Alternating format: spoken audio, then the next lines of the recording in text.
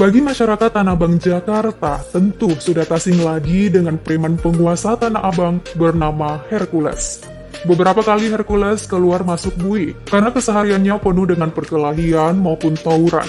Namun, kabarnya preman ini sudah insyaf telah kembali ke jalan yang benar.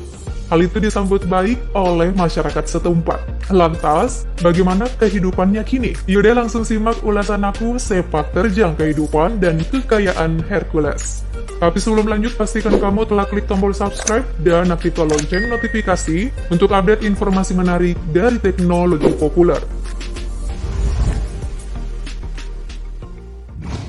Sebagai pusat perdagangan tekstil terbesar di Asia Tenggara, tak heran jika tempat ini jadi incaran para jagoan.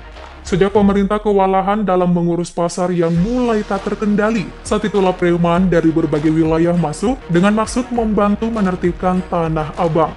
Kelompok preman jelas memperoleh banyak uang atas jasanya, seperti parkir dan kebersihan dari para pedagang. Nah, salah satu preman paling populer di Tanah Abang ialah Hercules. Pria yang memiliki nama asli Hercules Rosario Marshall ini seringkali berurusan dengan pihak berwajib karena pemerasan hingga penyerangan terhadap petugas. Hercules dan kelompoknya sudah malang melintang di kawasan Tanah Abang sejak 1980-an. Namun pria berambut hitam ini selalu lolos dari maut. Ia pun dikenal dengan julukan manusia setengah dewa. Publik boleh saja mengenal Hercules sebagai preman dan penguasa Jakarta, tapi ternyata banyak yang tidak tahu kalau Hercules memiliki jiwa nasionalisme yang tinggi. Ia adalah sosok penerima penghargaan Bintang Seroja dari pemerintah saat bergerilya di Timor Timur. Sebelum hidup di Jakarta, Hercules tinggal di Timor Timur. Di sana ia bekerja sebagai tenaga bantuan untuk operasi militer TNI. Suatu hari saat mengirimkan logistik untuk tentara di Timor Timur, helikopter yang dinaiki Hercules mengalami kecelakaan. Tangan kanannya terluka parah hingga ia harus dilarikan ke Jakarta dan menjalani perawatan di Rumah Sakit Pusat Angkatan Darat Gatot Subroto, Jakarta Pusat. Tangannya yang terluka harus diamputasi. Tak tahan dengan perawatan di rumah sakit, Hercules akhirnya kabur dan hidup menjadi gelandangan di Tanah Abang. Kehidupan premannya pun dimulai. Meski bertubuh kecil, tapi soal nyali amatlah besar. Dalam tawuran antar kelompok, Hercules jadi pemimpinnya. Satu ketika pada suatu perkelahian, sebuah peluru menembus matanya hingga ke bagian belakang kepala. Namun, hal itu tak juga membuat nyawanya melayang. Bersama teman-temannya dari Timor Timur, Hercules membangun daerah kekuasaannya di Tanah Abang.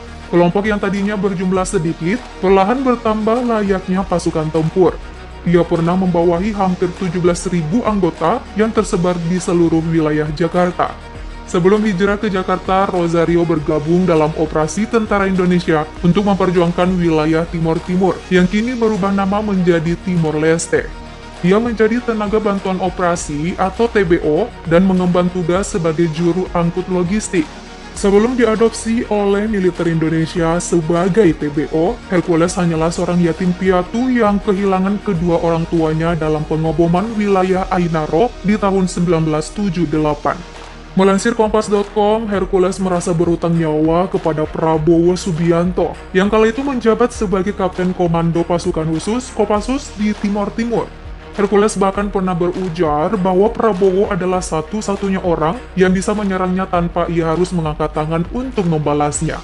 Diketahui preman yang akrab disapa Bung Hercules ini sudah meninggalkan dunia masa lalunya yang penuh dengan pertikaian. Ia bersama sang istri kini rajin melakukan puasa sunnah Senin Kamis, sedekah setiap Jumat, dan mengundang anak yatim ke rumahnya. Berbagai media online ramai memberitakan soal insyafnya preman ini.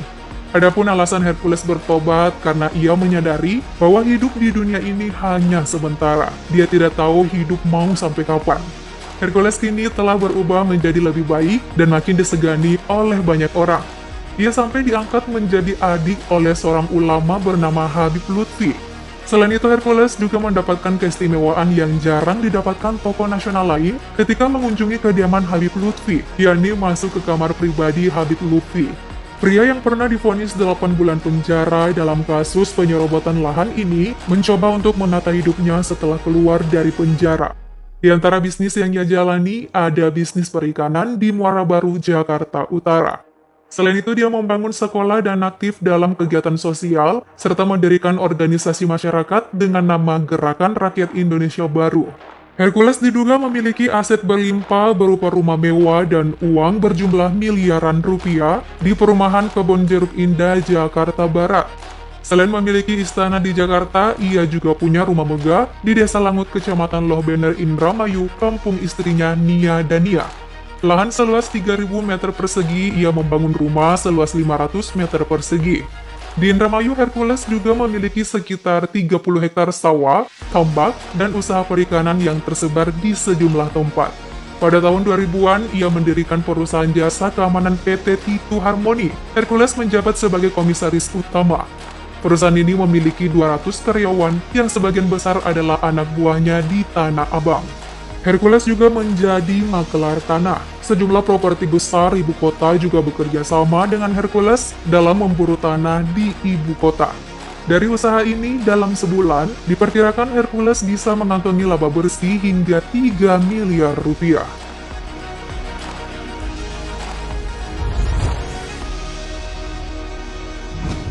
Kisah preman Insyaf ini menjadi bukti bahwa orang baik memiliki masa lalu, sementara orang yang belum baik tetap memiliki masa depan.